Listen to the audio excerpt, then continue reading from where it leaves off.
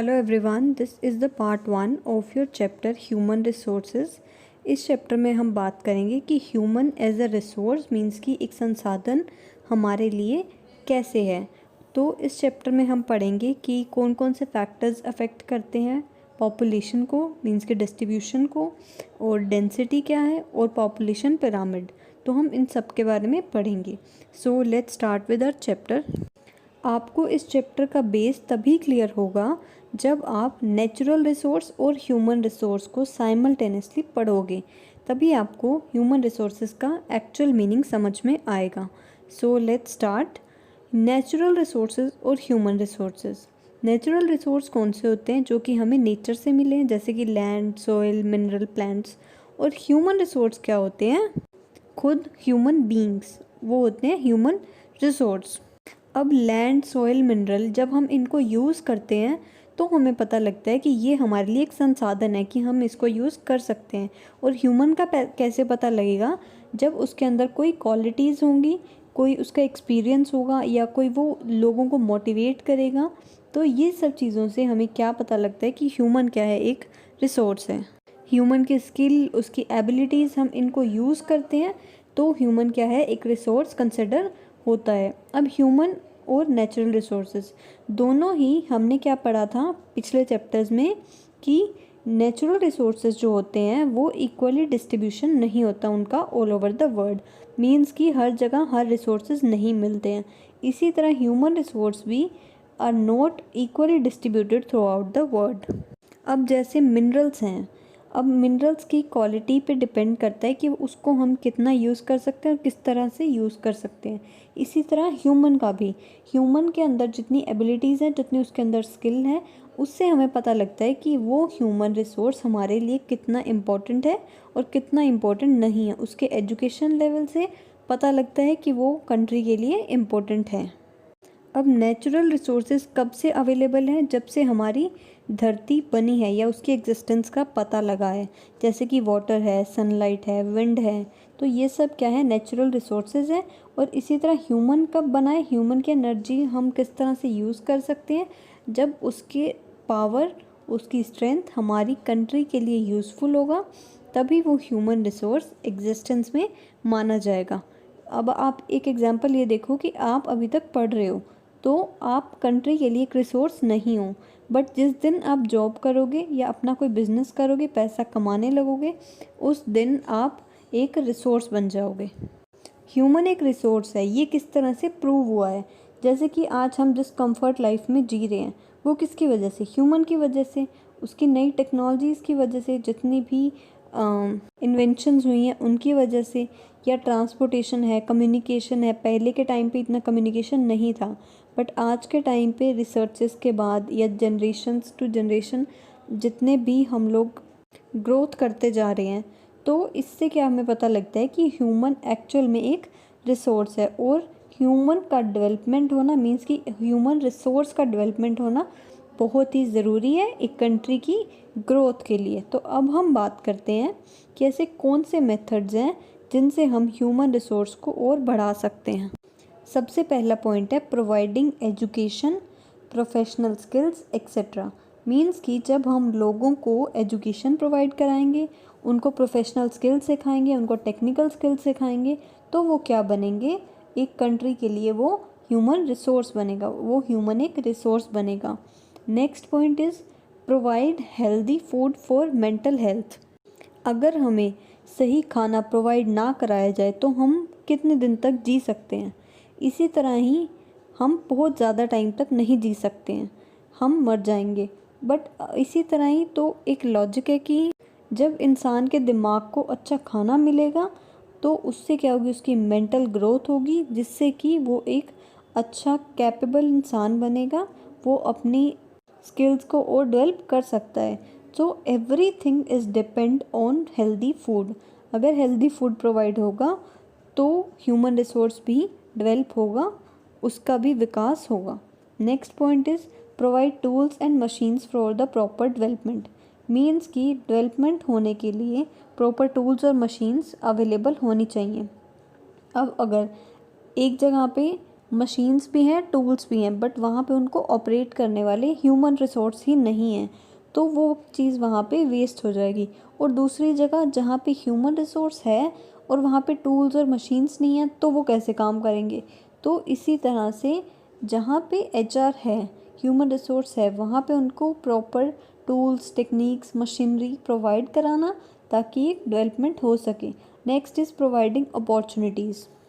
Providing opportunities का मतलब है कि जितने भी ह्यूमन रिसोर्स है उनको एक प्लेटफॉर्म देना ताकि वो अपनी स्किल्स को शो कर सकें और अपने अकॉर्डिंग अपना काम सेट कर सकें, और लोगों को अवसर मिलेगा इससे कि वो आगे जाके अपना कंट्री के लिए कंट्रीब्यूट कर सकते हैं। So next is distribution of population. अभी हमने पढ़ा था कि नेचुरल रिसोर्सेज की तरह ह्यूमन रिसोर्स भी अनइवन डिस्ट्रीब्यूशन है। मींस कि ऐसा नहीं है कि वर्ल्ड के हर जगह पे ह्यूमन पॉपुलेशन पाई जाए। कुछ एरियाज़ ऐसे भी हैं जहाँ पे बहुत ज़्यादा पॉपुलेशन है और कुछ एरियाज़ ऐसे भी हैं जहाँ पे बिल्कुल भी ह्यूमन पॉपुलेशन नहीं है। तो जिस तरीके से पीपल पूरे अर्थ सरफेस पे जिस तरह से फैले हुए हैं, उन तरीकों को हम कहते हैं pattern of population distribution. I am repeating, the way in which people are spread throughout the earth's surface is known as the pattern of population distribution. पूरे वर्ल्ड में कुछ ऐसे एरियाज़ हैं जहाँ पे पॉपुलेशन ज़्यादा पाई गई है, that is east Asia, Europe, north America etcetera. More number of people live to the north of the equator as compared to the south of equator.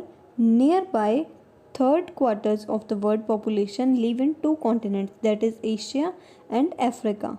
पूरे वर्ल्ड की थर्ड क्वार्टर पॉपुलेशन दो continents पे रहती है, that is Asia and Africa continent. अब बात आती है कौन कौन से फैक्टर्स अफेक्ट करते हैं डिस्ट्रीब्यूशन ऑफ पॉपुलेशन को. सबसे पहला है जोग्राफिकल फैक्टर्स. जोग्राफिकल फैक्टर्स में हम कई सारे फैक्टर्स हैं जिनको हम कंसिडर करते हैं. तो सबसे पहला है टोपोग्राफी. टोपोग्राफी क्या होती है? टोपोग्राफी, अब आपने देखा होगा कि कई जगह पे पहाड़ होते हैं, कई जगह पे प्लेन सरफेस होता है, कई जगह पे ओशन है, लेक्स है. तो ये सब क्या है? ये टोपोग्राफी का पार्ट है.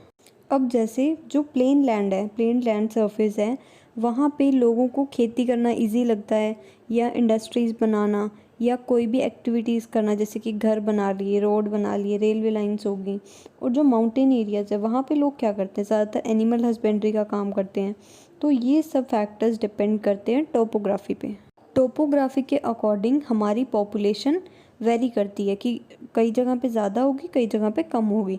अब जहाँ पे प्लेन सरफेस होगा वहाँ पे पॉपुलेशन ज़्यादा होगी as compare to the mountain areas. Next is climate. Climate factor भी अफेक्ट करता है. अब अगर किसी जगह पे बहुत ज़्यादा धूप है, बहुत ज़्यादा गर्मी है, तो वहाँ पे लोग कम रहेंगे. या बहुत ज़्यादा जहाँ पे ठंड है, जहाँ पे रहना बहुत मुश्किल है, तो नॉर्मल टेम्परेचर में लोग रहना ज़्यादा प्रेफर करेंगे. तो क्लाइमेट भी एक फैक्टर है जो डिस्ट्रीब्यूशन ऑफ पॉपुलेशन को अफेक्ट करता है. Next is soil. अब सॉइल कैसे करेगी? कई जगह की सॉइल बहुत ही फर्टाइल होती है और कई जगह की बिल्कुल भी फर्टाइल नहीं होती है. तो जहाँ की सॉइल फर्टाइल नहीं है तो लोग वहाँ पे रहना पसंद करेंगे नहीं, क्योंकि उनके पास कोई करने के लिए काम ही नहीं होगा. तो इसी तरह से सॉइल भी अफेक्ट करती है. Next minerals. मिनरल्स का मतलब है कि जहाँ पे ज़्यादा मिनरल्स होंगे तो वहाँ पे क्या होगा? एम्प्लॉयमेंट भी जनरेट होगी, तो लोग वहाँ पे ज़्यादा रहना पसंद करेंगे. इसी तरह वाटर भी. तो ये सब जोग्राफिकल फैक्टर्स हैं जो कि पॉपुलेशन डिस्ट्रीब्यूशन के जो अफेक्ट करता है पॉपुलेशन डिस्ट्रीब्यूशन को. आगे है सोशल फैक्टर्स. सोशल फैक्टर्स का मतलब ये है कि अब जैसे अर्बन एरियाज़ है और रूरल एरियाज़ हैं. अब रूरल एरियाज़ है वहाँ पे लोगों को फैसिलिटीज़ कम होती है, जैसे कि ट्रांसपोर्ट की, मेडिकल की या एजुकेशन की. तो जहाँ पे ज़्यादा है, मीन्स कि अर्बन एरियाज़ में पॉपुलेशन ज़्यादा है लेकिन वहाँ पे फैसिलिटीज़ भी ज़्यादा हैं, तो लोग अर्बन एरियाज़ में रहना ज़्यादा प्रेफर करते हैं. नेक्स्ट है इकोनॉमिक फैक्टर्स. मीन्स कि जहाँ पे ज़्यादा इंडस्ट्रियल एरियाज़ होंगे या जहाँ पे लोगों को कमाई इजीली हो सकती है या जॉब अपॉर्चुनिटीज़ ज़्यादा हैं तो लोग वहाँ पे रहना ज़्यादा प्रेफर करते हैं। जैसे हमारे इंडिया में हैदराबाद है, बेंगलोर है, गुड़गांव, नोएडा, दिल्ली, तो ये सब क्या है, इन कंट्रीज़ में पॉपुलेशन सबसे ज़्यादा है क्योंकि यहाँ पे आईटी सेक्टर है, इंडस्ट्रीज़ हैं, लोगों को अपॉर्चुनिटीज़ मिलती हैं। तो ये सब फैक्टर्स हैं जो पॉपुलेशन डिस्ट्रीब्यूशन को अफेक्ट करते हैं। Last one is cultural factor. Cultural factor का मतलब होता है कि ऐसे प्लेसेस जहाँ पे रिलीजियस और कल्चरल ज़्यादा है, मीन्स कि अब जैसे मथुरा, वृंदावन, ये सब क्या है कि रिलीजियस प्लेसेस हैं, तो लोग यहाँ पे रहना ज़्यादा प्रेफर करते हैं क्योंकि उनके साथ उनकी एक मेंटालिटी जुड़ी होती है। So these all are the factors which affect the distribution of the population throughout the world. I hope आपको ये चैप्टर अच्छे से समझ में आया होगा and if you have any doubt please ask your question in the comment section. That's all in this video. Please do like, share and comment on this video and do subscribe to our channel. Thank you students.